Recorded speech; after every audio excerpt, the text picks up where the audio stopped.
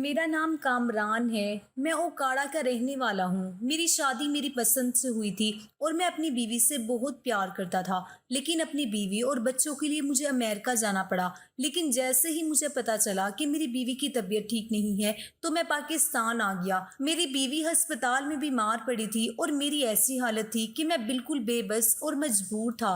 मैं चाह कर भी अपनी बीवी को नहीं बचा सकता था। मैं अपनी बीवी को हर हाल में बचाना चाहता था क्योंकि मुझे अपनी बीवी से बहुत ज्यादा मोहब्बत और चाहत थी। लेकिन डॉक्टर जवाब दे चुके थे। मैं चाहकर भी कुछ नहीं कर सकता था। मैंने कई साल परदेश में काटे थे ताकि अपनी बीवी के साथ एक अच्छा मुस्तकबिल बना सकूं और अपने होने वाले बच्चों का मुस्तकबिल महफूज कर सकूं और फिर सुकून से जिंदगी गुजार सकूं। लेकिन किस्मत ने मुझे मौका ही नहीं दिया था। पैसा तो मैंने कमा लिया था लेकिन शायद उसे इस्तेमाल करने के वक्त में खा नहीं सका था, क्योंकि जब मैं लौट कर आया तो मेरी बीवी बहुत ही ज्यादा बीमार थी। ये 15 जून की शाम थी जब मेरे घर वालों का मुझे फोन आया। मैं उस वक्त अमेरिका की एक बहुत बड़ी कंपनी में काम कर रहा था। मुझे पता चला कि उसे शदीद बुखार के बायस झटके लग रहे हैं। मेरी माँ ने मुझे फौरन पैसे भेजने के लिए कहा था।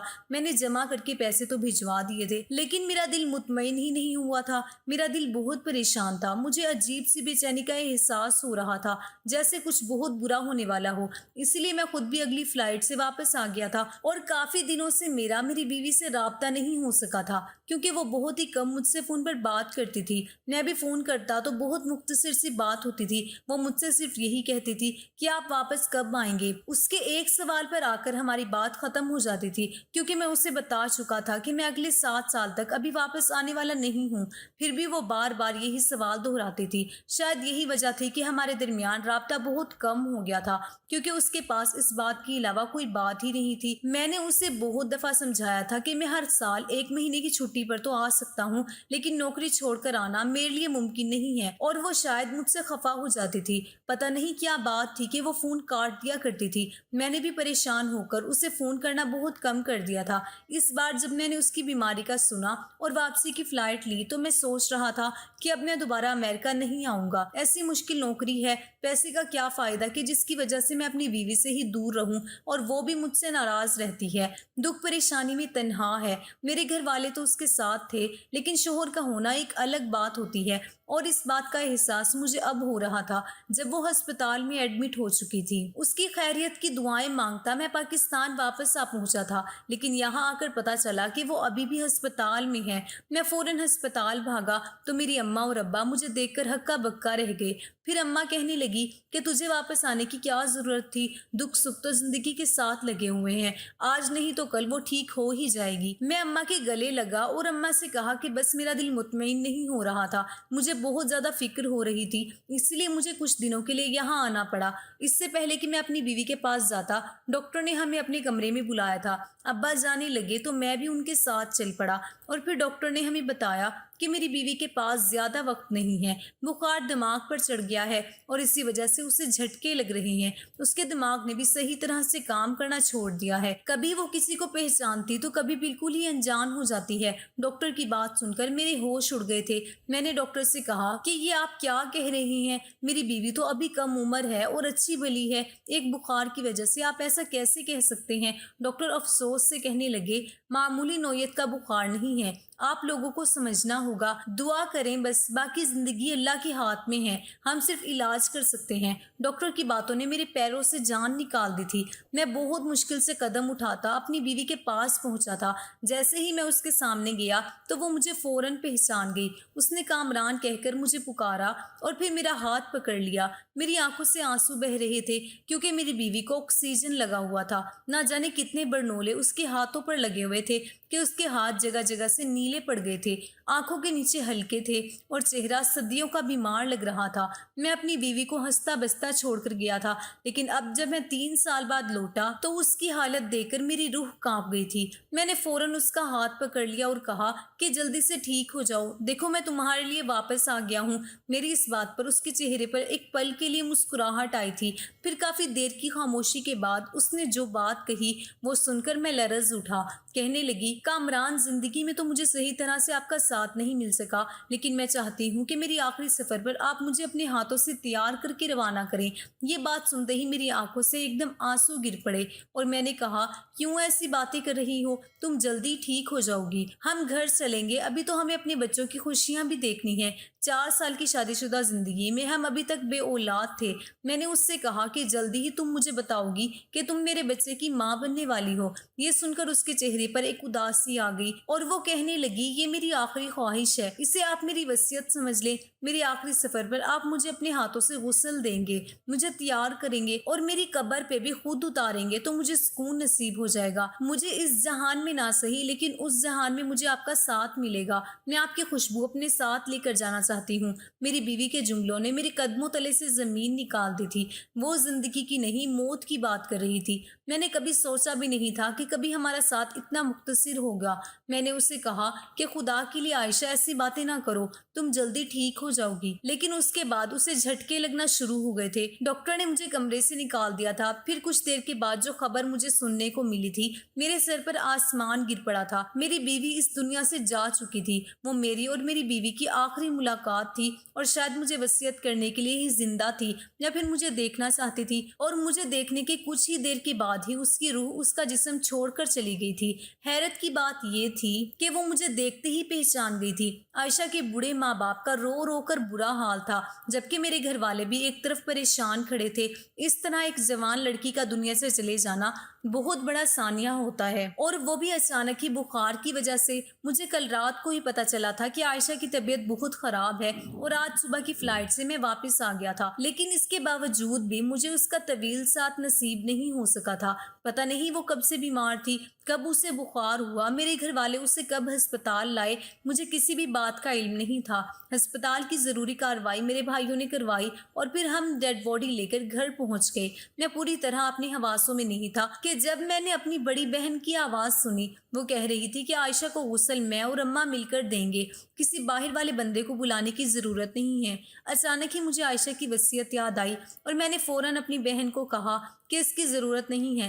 میں زندگی میں شاید اپنی بیوی کا حق ادا نہیں کر سکا، لیکن اس کی آخری وصیت ضرور پوری کروں گا۔ میں اسے خود اپنے ہاتھوں سے غسل دوں گا اور خود کفن پہناؤں گا۔ یہی اس کی آخری خواہش تھی اور یہ میرا فرض ہے۔ میری بہن نے عجیب سی نظروں سے مجھے دیکھا اور کہنے لگی اس کی کوئی ضرورت نہیں ہے، اب تم اپنی بیوی کو غسل نہیں دے سکتے، وہ مر چکی ہے، تمہارا اس سے کوئی تعلق نہیں رہا۔ دنیا والوں کو پتہ چلے گا تو لوگ ہم پر تھوکیں گے، میں اور اماں مل کر غسل دیں گے، تمہیں پریشان ہونے کی ضرورت نہیں ہے۔ میں نے غصے سے بڑی بہن کو دیکھا اور کہا کہ میں نے کہہ دیا نا، یہ میری بیوی کی وصیت تھی، میں اسے خود غسل دوں گا۔ میرا غصہ دیکھ کر کچھ دیر کے لیے میری بہن خاموش ہو گئی اور پھر پیار سے مجھے سمجھانے لگی کہ دیکھو کامران، یہ مناسب نہیں ہے، یہاں بہت سے لوگ ہیں جو اس بات کا پتنگڑ بنائیں گے، ہماری بہت بدنامی ہوگی۔ آج تک کہیں ایسا دیکھا ہے نہ سنا ہے کہ ایک شوہر نے اپنی بیوی کو غسل دیا ہو۔ میں نے غصے سے کہا کہ مجھے نہ ہی لوگوں کی پرواہ ہے اور نہ ہی اس بات کی کہ یہاں کون کیا کہے گا، میں صرف اتنا جانتا ہوں کہ یہ میرا فرض ہے کہ میں اپنی بیوی کی وصیت پر عمل کروں۔ میں نے بہن کے اور اماں کے نہ چاہتے ہوئے بھی خود عائشہ کو غسل دینے کی تیاری شروع کی اور سب لوگوں کو اس کمرے سے باہر نکال دیا جہاں مجھے عائشہ کو غسل دینا تھا۔ ہر کوئی عجیب عجیب باتیں بنا رہا تھا کہ شوہر کیسے بیوی کو غسل دے سکتا ہے، یہ تو پردیس سے آ کر باولا ہی ہو گیا ہے، کم سے کم اس کی ماں بہن کو ہی اسے روکنا چاہیے تھا۔ لیکن میں نے اپنے کانوں پر ہاتھ رکھ دیا تھا، مجھے کسی کی کوئی آواز نہیں سننی تھی۔ میں نے اس کمرے کا دروازہ بند کر لیا جہاں میں اور میری مرحوم بیوی عائشہ موجود تھے۔ اپنی بہن سے کہہ کر گرم پانی کا انتظام میں کروا چکا تھا۔ میں نے اس سے پہلے بھی اپنے دوستوں کو غسل دیا تھا، اسی لیے مجھے غسل کا طریقہ معلوم تھا۔ میں نے سوچا تھا کہ میں خود اسے غسل دے کر اس کی وصیت کو پورا کر دوں گا، لیکن جیسے ہی میری نظر عائشہ کے چہرے پر پڑی تو میں ایک دم دنگ رہ گیا۔ اس کا چہرہ ہسپتال والا نہیں تھا، بلکہ ایسا لگ رہا تھا جیسے اس کا چہرہ 14ویں کا چاند ہو۔ نہ ہی وہ بیمار لگ رہی تھی اور نہ ہی آنکھوں کے حلقے تھے جو کہ ہسپتال میں واضح دکھائی دے رہے تھے۔ اس کے ہونٹوں پر ایک مدھم سی مسکراہٹ تھی جو محسوس ہو رہی تھی۔ میرا دل بہت تیزی سے دھڑک رہا تھا۔ مجھے اپنی بیوی پر بے ساختہ ہی پیار آ گیا تھا۔ اسے دیکھتے ہوئے مجھے شادی کی وہ رات یاد آ گئی تھی جب میں نے پہلی بار اسے دیکھا تھا۔ اس دن بھی وہ ایسی ہی خوبصورت اور معصوم تھی جیسے کہ اس وقت لگ رہی تھی۔ زندگی نے بہت جلدی ہم دونوں کو ایک دوسرے سے جدا کر دیا تھا۔ میں تو پردیس میں کب سے اس کے ساتھ کا خواہش مند تھا۔ میرا دل وہاں رہ کر بھی عائشہ کو یاد کرتا تھا۔ میں اس کے ساتھ اپنی خواہشات اور خوشیوں کو مکمل کرنا چاہتا تھا۔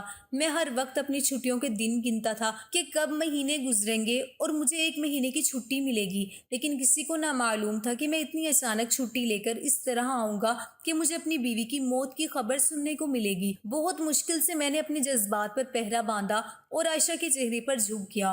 میں آخری بار اپنی بیوی کو بتانا چاہتا تھا کہ میں اس سے کتنی محبت کرتا ہوں۔ اگر میں نے اس سے جدائی کے کتنے سال کاٹے تھے تو صرف اور صرف اس کے اچھے مستقبل کے لیے ہی کاٹے تھے۔ میری آنکھوں سے مستقل آنسو بہہ رہے تھے۔ پھر میں نے عائشہ کے وجود پر پڑی چادر کو ہٹایا اور جیسے ہی اس پر نظر پڑی میرے حلق سے چیخ نکل گئی۔ مجھے لگا تھا جیسے میں اگلا سانس بھی نہیں لے پاؤں گا۔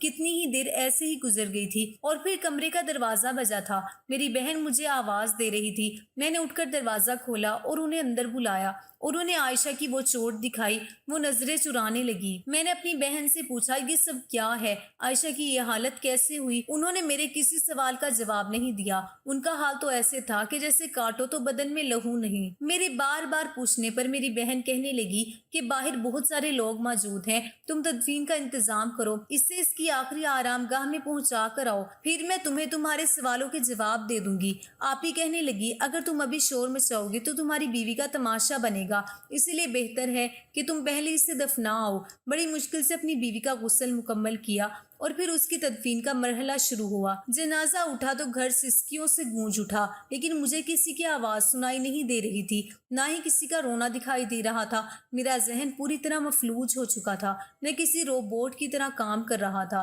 میں نے اپنی بیوی کے جنازے کو کاندھا دیا اور پھر اس کی وصیت کے مطابق اس کی قبر میں اتر کر خود اسے اپنے ہاتھوں سے قبر میں اتارا۔ سب لوگ تدفین کے بعد واپس لوٹ گئے تھے، لیکن بہت دیر تک میں اپنی بیوی کی قبر پر بیٹھا تلاوت کرتا رہا اور پھر میرے بھائی نے مجھے سہارا دیا اور کہنے لگے اب گھر چلو، رات ہونے والی ہے۔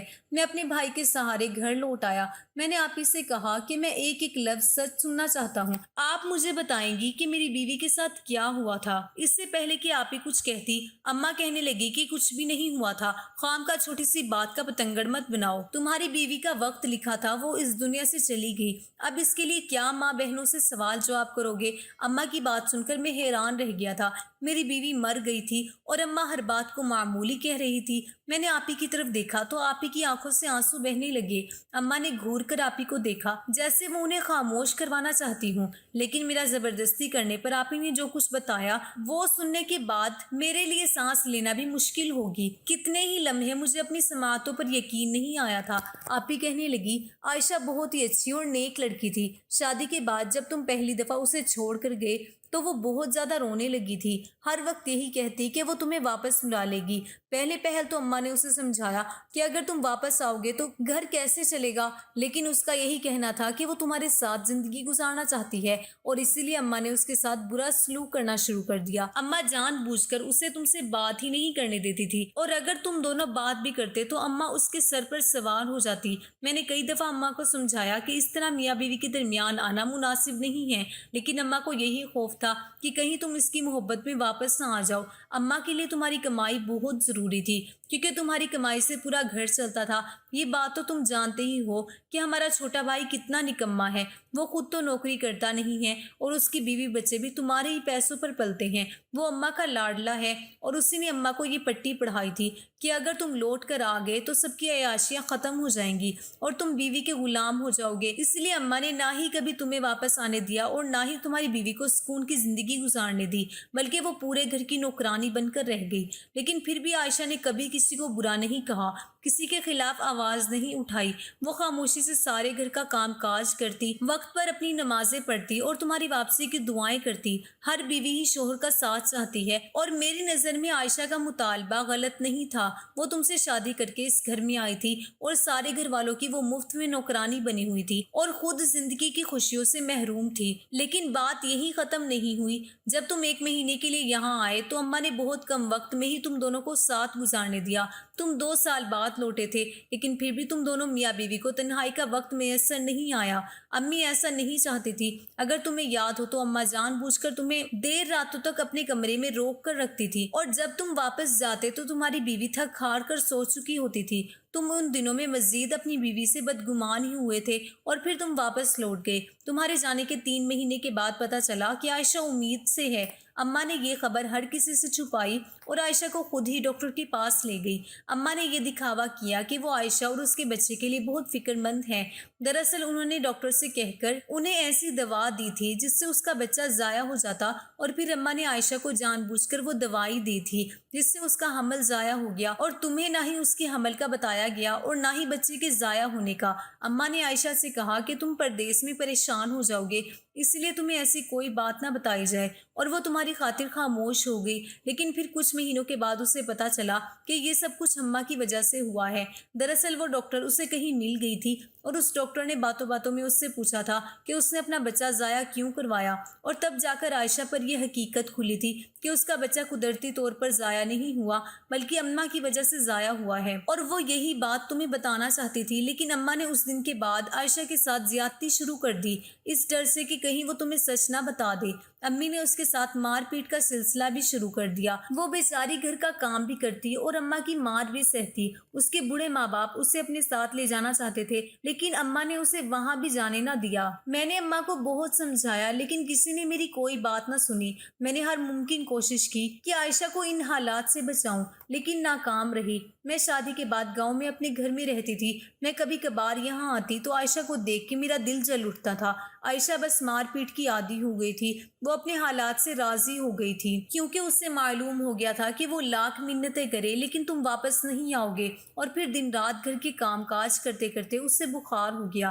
پتہ نہیں کب سے اسے اندر ہی اندر بخار تھا جو ہڈیوں میں اتر گیا تھا، اور پھر وہی بخار اتنا زور سے آیا کہ اس کے دماغ پر چڑھ گیا، اور اس کے بعد تو جھٹکے لگنے لگے، اور بخار کی وجہ سے ہی اس کا انتقال ہوا۔ لیکن وہ یہاں تک جس حال میں پہنچی ہے اس کے ذمہ دار ہمارے گھر والے ہیں۔ مجھے تو لگتا ہے کہ کہیں نہ کہیں میں بھی اس کی قاتل ہوں۔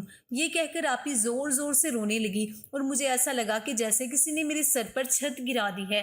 میں نے حیرت سے اپنی ماں کی طرف دیکھا جو خود اولاد رکھتی تھی، پھر وہ کسی اور کی اولاد کے ساتھ ایسا کیسے کر سکتی تھی؟ اماں کے چہرے کی شرمندگی کے تاثرات دیکھتے ہوئے میں حیران تھا۔ وہ مجھ سے نظریں چرا رہی تھی۔ میں نے بے یقینی سے اماں کو جھنجھوڑا اور پوچھا کہ کیا آپ نے میرا بچہ ضائع کروایا؟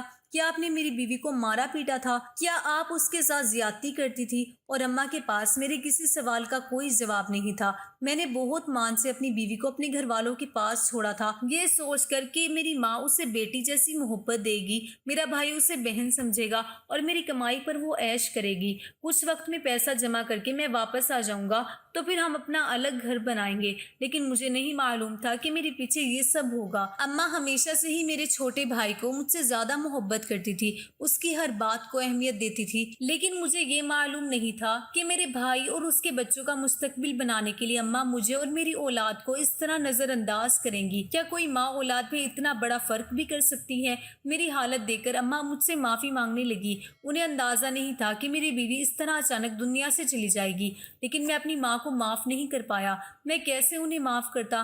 انہوں نے نہ صرف میری بیوی بلکہ میرے بچے کی جان لی تھی، بلکہ انہوں نے تو مجھ سے میرے جینے کی وجہ ہی چھین لی تھی۔ میں کس رشتے پہ اعتماد کرتا، کس کا ہاتھ پکڑتا، کس کے کاندھے پر سر رکھ کر روتا؟ میری ماں اور میرے بھائی نے میری پیٹھ پر خنجر کھوپ دیا تھا۔ میری پردیس کی کمائی کے لیے انہوں نے میرا گھر اجاڑ دیا تھا۔ میں نے فوراً واپسی کے لیے اپنا سامان سمیٹا۔ آپی نے مجھے روکنے کی کوشش کی، لیکن میں نہ رکا۔ آپی بہت شرمندہ تھی۔ وہ ان سارے ظلم و ستم کا حصہ تو نہیں بنی تھی، لیکن کہیں نہ کہیں خاموش رہ کر انہوں نے بھی گناہ کیا تھا، اور انہیں بھی اس بات کا احساس تھا۔ اس لیے وہ مجھے غسل دینے کے لیے بھی منع کر رہی تھی، کیونکہ انہیں معلوم تھا کہ میں عائشہ کے جسم پر موجود زخموں کو دیکھ لوں گا اور حقیقت جاننے کی کوشش کروں گا۔ اور واقعی جب میں نے اپنی بیوی کے جسم سے چادر ہٹائی تو نیل کے نشان اور زخم دیکھ کر میری جان نکل گئی تھی۔ آج مجھے واپس امریکہ آئے 3 سال ہونے والے ہیں۔ اب مجھے کسی رشتے پر اعتبار نہیں ہے۔ میں دوبارہ کبھی شادی نہیں کرنا چاہتا اور نہ ہی پاکستان لوٹنا چاہتا ہوں۔ میں نے سنا ہے کہ قیامت قریب ہے اور اب سگے رشتوں پر بھی اعتبار کرنا مشکل ہے، لیکن یہ سب کچھ میرے ساتھ بھی ہو جائے گا سوچا نہیں تھا۔ کبھی کبھی مجھے لگتا ہے کہ سب سے بڑا قصوروار میں ہی ہوں، کیونکہ عائشہ سے نکاح میں نے کیا تھا، وہ میری ذمہ داری تھی، پھر میں نے اسے اپنے گھر والوں کے حوالے چھوڑا ہی کیوں؟ میں سب پردیس میں رہنے والے مردوں سے گزارش کرتا ہوں کہ خدارا اپنی بیویوں اور اپنی ازدواجی زندگی کو برباد نہ کریں، اپنی خوشیوں کو پیسوں کی خاطر خراب نہ کریں۔ جو عورت آپ سے نکاح کر کے آپ پر اعتبار کر کے آپ کے گھر آتی ہے، اسے اپنے گھر والوں کے حوالے نہ چھوڑیں۔ تو دوستو، کیسی لگی آپ کو آج کی ہماری کہانی پسند آئی ہے تو ویڈیو کو لائک کریں، چینل پر نئے ہیں تو چینل کو سبسکرائب کریں۔ ملتے ہیں کل کی ایک نئی دلچسپ کہانی کے ساتھ، تب تک کے لیے اللہ حافظ، شکریہ۔ ایک دلچسپ اور سبق آموز واقعہ۔ ایک شخص نے چڑیا پکڑنے کے لیے جال بچھایا۔ اتفاق سے ایک چڑیا اس میں پھنس گئی اور شکاری نے اسے پکڑ لیا۔ چڑیا نے اس سے کہا، اے انسان، تم نے کئی ہرن، بکرے اور مرغ وغیرہ کھائے ہیں، ان چیزوں کے مقابلے میں میری کیا حقیقت ہے؟ ذرا سا گوشت میرے جسم میں ہے، اس سے تمہارا کیا بنے گا؟ تمہارا تو پیٹ بھی نہیں بھرے گا، لیکن اگر تم مجھے آزاد کر دو تو میں تمہیں بڑی ہی کام میں آنے والی نصیحتیں کروں گی، جن پر عمل کرنا تمہارے لیے بہت مفید ہوگا۔ ان میں سے ایک نصیحت تو میں ابھی ہی کروں گی، جبکہ دوسری اس وقت کروں گی جب تم مجھے چھوڑ دو گے اور میں دیوار پر جا کر بیٹھوں گی۔ اس کے بعد تیسری اور آخری نصیحت اس وقت کروں گی جب دیوار سے اڑ کر سامنے درخت کی شاخ پر جا کر بیٹھوں گی۔ اس شخص کے دل میں تجسس پیدا ہوا کہ نہ جانے چڑیا کیا فائدہ مند نصیحتیں کرے گی۔ اس نے چڑیا کی بات مانتے ہوئے اس سے پوچھا، تم مجھے پہلی نصیحت کرو، پھر میں تمہیں چھوڑ دوں گا۔ چنانچہ چڑیا نے کہا کہ میری پہلی نصیحت تو یہ ہے کہ جو بات کبھی نہیں ہو سکتی اس کا یقین مت کرنا۔ یہ سن کر اس آدمی نے چڑیا کو چھوڑ دیا اور وہ سامنے دیوار پر جا بیٹھی۔ پھر بولی، میری دوسری نصیحت یہ ہے کہ جو بات ہو جائے اس کا غم نہ کرنا۔ اور پھر کہنے لگی، اے بھلے مانس، تم نے مجھے چھوڑ کر بہت بڑی غلطی کی، کیونکہ میرے پیٹ میں پاؤ بھر کا انتہائی نایاب پتھر ہے۔ اگر تم مجھے ذبح کرتے اور میرے پیٹ سے اس موتی کو نکال لیتے تو اس کی فروخت کرنے سے تمہیں اس قدر دولت حاصل ہوتی کہ تمہاری آنے والی کئی نسلوں کے لیے کافی ہوتی اور تم بہت بڑے رئیس ہو جاتے۔ اس شخص نے جو یہ بات سنی تو لگا افسوس کرنے اور پچھتاوا کہ اس چڑیا کو چھوڑ کر اپنی زندگی کی بہت بڑی غلطی کی۔ اگر اسے نہ چھوڑتا تو میری نسلیں سنور جاتی۔ چڑیا نے جو اسے اس طرح سوچ میں پڑے دیکھا تو اڑ کر درخت کی شاخ پر جا بیٹھی اور بولی، اے بھلے مانس، ابھی میں نے تمہیں پہلی نصیحت کی جسے تم بھول گئے کہ جو بات نہ ہو سکنے والی ہو اس کا ہرگز یقین نہ کرنا، لیکن تم نے میری اس بات کا اعتبار کر لیا کہ میں چھٹانک بھر وزن رکھنے والی چڑیا اپنے پیٹ میں پاؤں وزن کا موتی رکھتی ہوں۔ کیا یہ ممکن ہے؟ میں نے تمہیں دوسری نصیحت یہ کی تھی کہ جو بات ہو جائے اس کا غم نہ کرنا، مگر تم نے دوسری نصیحت کا بھی کوئی اثر نہ لیا اور غم و افسوس میں مبتلا ہو گئے کہ خواہ مجھے جانے دیا۔ تمہیں کوئی بھی نصیحت کرنا بالکل بیکار ہے۔ تم نے میری پہلی 2 نصیحتوں پر کب عمل کیا جو تیسری پر کرو گے؟ تم نصیحت کے قابل نہیں۔ یہ کہتے ہوئے چڑیا پھر سے اڑی اور ہوا میں پرواز کر گئی۔ وہ شخص وہیں کھڑا چڑیا کی باتوں پر غور و فکر کرتے ہوئے سوچوں میں کھو گیا۔ وہ لوگ خوش نصیب ہوتے ہیں جنہیں کوئی نصیحت کرنے والا ہو۔ ہم اکثر خود کو عقل کل سمجھتے ہوئے اپنے مخلص ساتھیوں اور بزرگوں کی نصیحتوں پر کام نہیں دھرتے اور اس میں نقصان ہمارا ہی ہوتا ہے۔ یہ نصیحتیں صرف کہنے کی باتیں نہیں ہوتی کہ کسی نے کہہ لیا، ہم نے سن لیا، بلکہ دانائی اور دوسروں کے تجربات سے حاصل ہونے والے انمول اثاثے ہیں جو یقیناً ہمارے لیے مشعل راہ ثابت ہو سکتے ہیں اگر ہم ان نصیحتوں پر عمل بھی کریں۔